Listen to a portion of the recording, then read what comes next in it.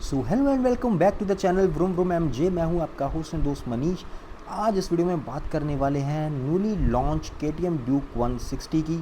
160 segment में एक नया लीडर आ चुका है और नया कलर लेके आया अपने साथ। तो चलिए आज जानते हैं इस कलर के बारे में और इस बाइक के बारे में। तो वीडियो को लास्ट तक ज़रूर देखना, चैनल को सब्सक्राइब कर लेना। तो चलिए करते हैं वीडियो को शुरू।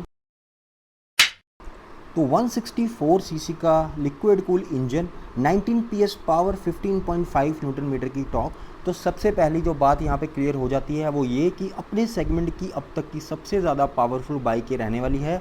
इससे पहले अगर हम बात करते हैं तो हमारे दिमाग में आती थी अपाचे RTR 160 या फिर एक्सट्रीम 160R, जिसे हम बहुत पावरफुल मशीन मानते थे 160 सेगमेंट में, या फिर MT-15। लेकिन अब उन सबको पछाड़ते हुए KTM ड्यूक 160 अपने सेगमेंट की मोस्ट पावरफुल बाइक बन चुकी है। सबसे पहले इसके फीचर्स की बात करते हैं अगर हम, तो सबसे ज़रूरी बात मैं आपको बताना चाहूँगा कि इस बाइक में क्विक शिफ्टर जैसी आपको कोई चीज़ नहीं मिलती है। लेकिन बहुत अच्छी बाइक ये है कि इस बाइक में आपको यहाँ पर असिस्ट स्लिपर क्लच मिल जाता है। और दूसरी बात अगर हम करें यहाँ पर, तो यहाँ पे आपको LCD डिस्प्ले मिलती है जिसमें आपको काफ़ी इन्फॉर्मेशन, नॉमिनल सी इन्फॉर्मेशन है वो मिल जाएगी। जैसे ट्रिप मोड की यहाँ पे इन्फॉर्मेशन मिल जाएगी, टाइम इन्फॉर्मेशन यहाँ पे आपको मिल जाएगी। और एक जो बहुत ज़रूरी चीज़ मैं आपको बताना चाहूँगा कि टर्न बाय टर्न नेविगेशन का ऑप्शन भी इस बाइक में आपको मिल जाता है, जो आपके थ्रू आप यहाँ से कनेक्ट कर सकते हैं।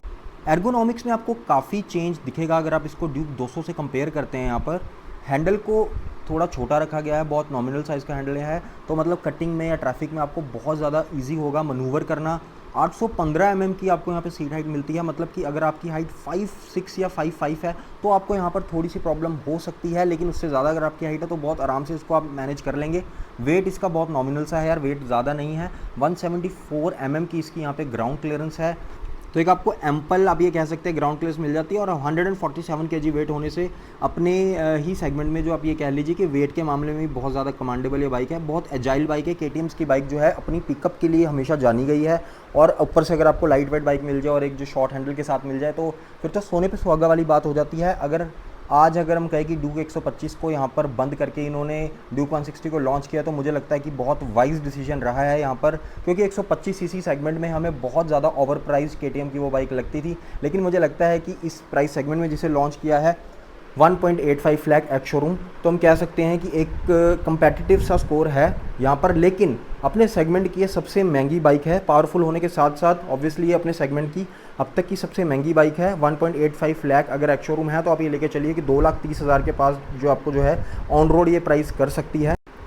तो अगर डिज़ाइन की बात करें तो वहाँ पे आपको कुछ फ्रेश देखने को नहीं मिलेगा। वही स्प्लिट हेडलाइट, पूरा LED setup, DRLs। Rear section की बात करते हैं तो वही LED इंडिकेटर्स और LED ट्विन जो है आप ये कह लीजिए स्प्लिट आपको जो टेल लाइट मिल जाती है। मतलब डिज़ाइन में आपको कुछ भी फ्रेश नहीं मिलेगा, बट ऑब्वियस सी बात है एक आपको रिफ्रेशिंग पावर मिल जाएगी, क्योंकि 160 सीसी सेगमेंट में अब तक की KTM की ये पहली बाइक है। तो एक बहुत न्यूली एक्सपीरियंस आपको होने वाला है। और स्पेशली अगर हम बात करते हैं तो KTM, अगर कोई न्यू कमर KTM लेना चाहता है तो उसके लिए बहुत ही अच्छा ऑप्शन ये हो सकता है, क्योंकि एक तो बजट फ्रेंडली बाइक है और दूसरी बात यह है कि पावर भी आपको उस हिसाब से मिलती है कि आप इसको as a newcomer manage कर सकते हैं।